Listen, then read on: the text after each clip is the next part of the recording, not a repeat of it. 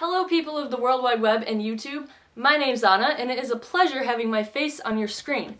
So today I thought I would finally make a documentary type of video talking about why YouTube is so big and relevant in entertainment nowadays.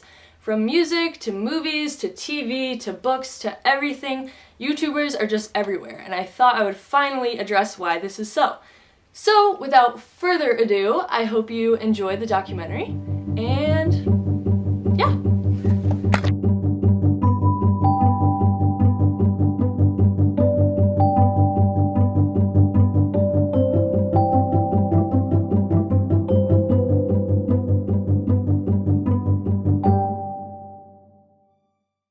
Alright, so I have my camera and my tripod.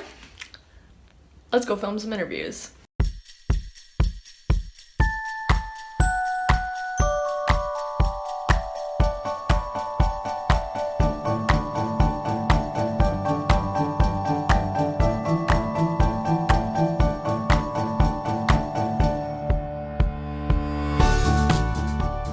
Hey guys, it's Brianna, and today's video is going to be about YouTube and entertainment. I have been making YouTube videos for probably, I think, since July 2012, so about 2 years. But long before that, I was a fan of videos and still am. I watch videos all the time. I got sucked into the abyss of YouTube and I kept watching videos. You get on this cycle where you just keep watching them over and over again. And then after a while, I was kind of like, well, if I like watching them so much, I can do that too. So I was like, I got my little camera and I set it up and I made my first video. The fact that you can sit down and make a video about whatever you want to talk about and someone out there is going to find it and probably agree with you or disagree with you, it's a pretty cool thing.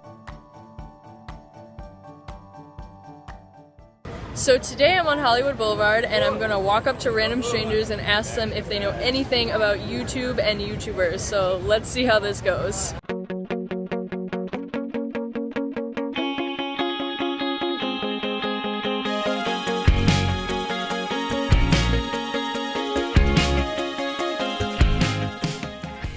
Excuse me, sir. So I'm doing a documentary on YouTube, so I was wondering if I could ask you a couple questions. Sure. Do you know what a YouTuber is? I like a blogger, but It's like someone, videos. yeah, who has a channel and posts videos regularly. I do know about YouTubers. Miranda Sings is my favorite one because she's under her own umbrella on YouTube and she doesn't have anyone producing her really. Right. So yeah, she can do what she wants and doesn't have any. She has the dictation of what she wants. It's a good way to market and network, and it's almost YouTube is like the new TV, so people are going on and watching vlogs and stuff like that. A lot of people on YouTube are famous, they have millions of followers and stuff, and some of them actually make more money than Hollywood actors. I think it's cool. I think it reflects the progression of technology in society and how we're starting to hear more than watching TV or going on. It's kind of like how Netflix is taking over compared to watching cable. People go on YouTube. It's kind of cool how that's able to happen. Yeah, for a long time, just movies that would make that much money, but now it has something to You get a following, you're a musician, you get a following, whoever your artist, it's a good way to do it.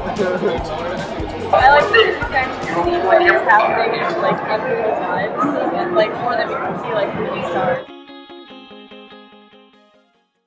My name is Nikki Valencia, and I'm a social media manager for the films division here at Awesomeness TV.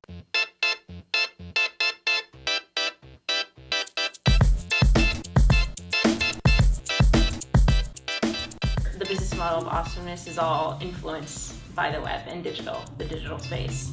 Whether that's the talent we're putting in the films or just coming up with strategies to use influencers.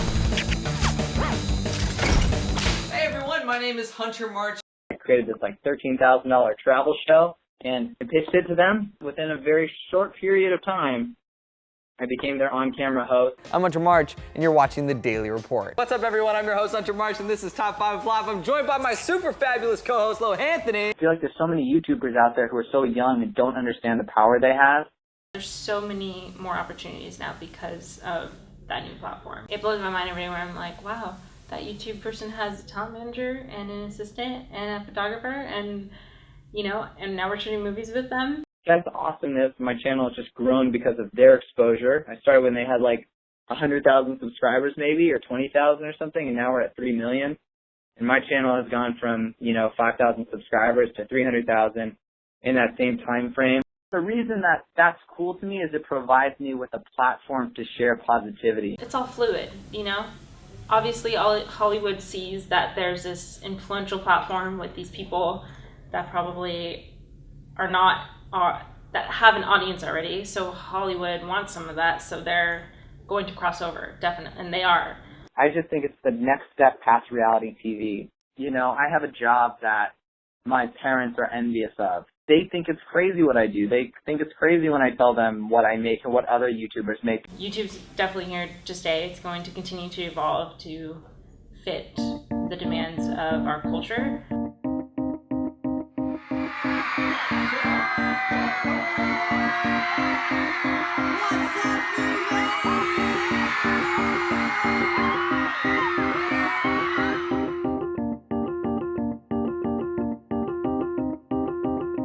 When you're at VidCon, everyone there just kind of gets it. Like, outside of VidCon, if you tell somebody you make YouTube videos, they kind of give you a weird look unless they know about it. And they're like, what's that? And then you try to explain it, and a lot of times they don't get it. But there, it's like everyone knows. I feel like it's an experience you're really not going to get anywhere else. We're super excited for Service!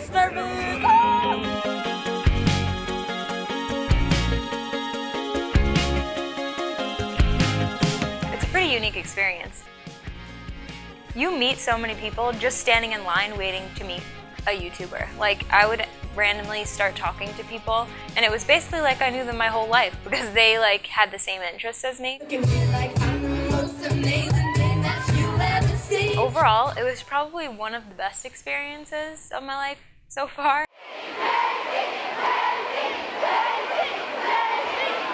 When you're a fan of a real celebrity, it's somewhat similar, but you get more of like a personal connection with somebody who makes YouTube videos.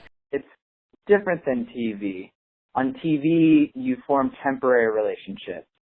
On YouTube, you care for somebody because you've watched their past for the past 2 years. You're invested. These people are people like, that you feel like are your friends. You feel like they genuinely care about you.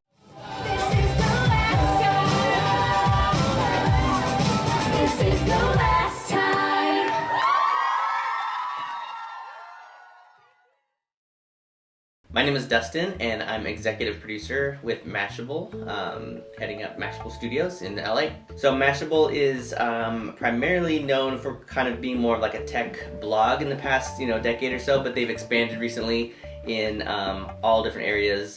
They have video and really great editorial on the site and across lots of different platforms, and so recently there's been a big push for video, so that's where I kind of come in, and I'm heading up sort of like some original production out here in LA to go in conjunction with a lot of the video that's happening with them in New York and across lots of different platforms. But I'll be kind of focusing on more the YouTube side and starting up some original series. Mashable saw what I was doing and basically just approached me and said, hey, we love what you're doing.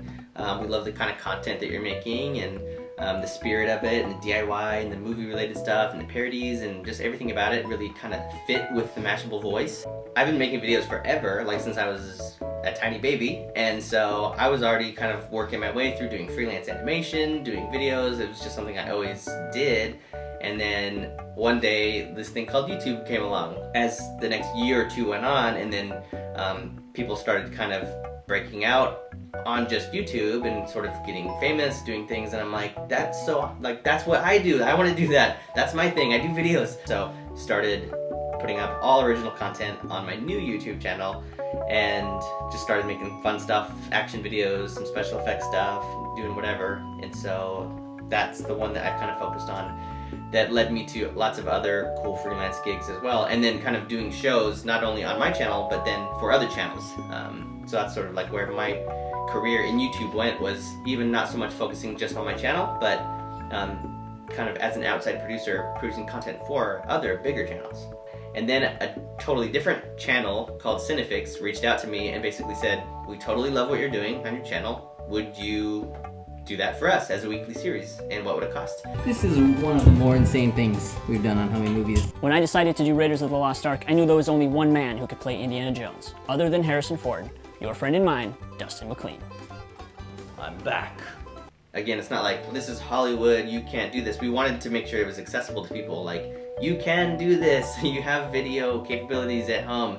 There is an audience there that doesn't necessarily care what channel I'm on or what show I'm doing, but they have now become kind of fans of like whatever it is I'm doing, and that's so valuable to me. So now when I launch a new show, whether it's on my channel or if it's on Mashable, those people will know about it. So it's like two worlds colliding. This is the actual Homemade Movies studio, because it really was made from home. This was actually like the art department.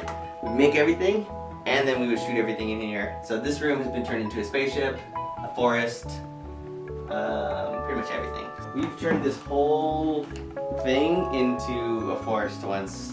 All just black sheets all around the walls, and then trees and stuff. And that was for the Avengers. And then I did most of the editing stuff back here.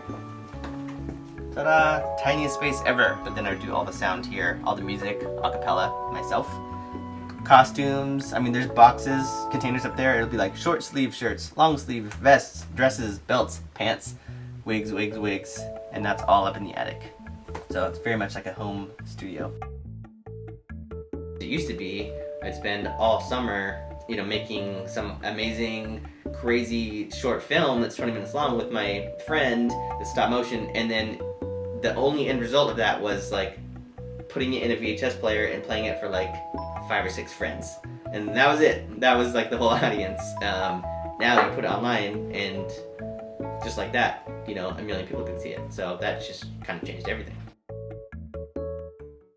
Have you ever had someone tell you that you can't do this or you can't do that, or what you're doing is stupid or it's a waste of time? Now, Keen and I can relate. I mean, we were growing up, we were doing YouTube. Keen was getting tattoos, I was growing out my hair. Look at this. People were telling Keen, hey Keen, come on man, you're so young, you're getting tattoos. But listen, these things make us who we are, you know what I'm saying? But what I'm trying to say is, if we listen to those people back then, we wouldn't be right here on this couch, in this room with all of you guys right now teaching me this moment. Isn't that crazy to think about? So, Keen and I want to leave you with a little quote. Whatever you're doing, and you're doing what you love and it's making you happy, you keep doing that thing. No matter what, even if people tell you not to, because someday, someone will appreciate it, I promise. And that's why someone will appreciate it. We appreciate you guys so much. So,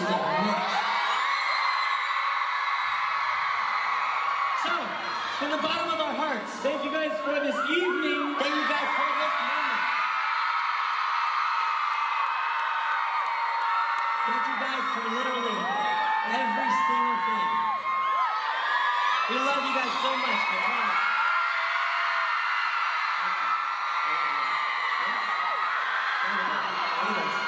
I love you guys so much. You guys have a great night, okay?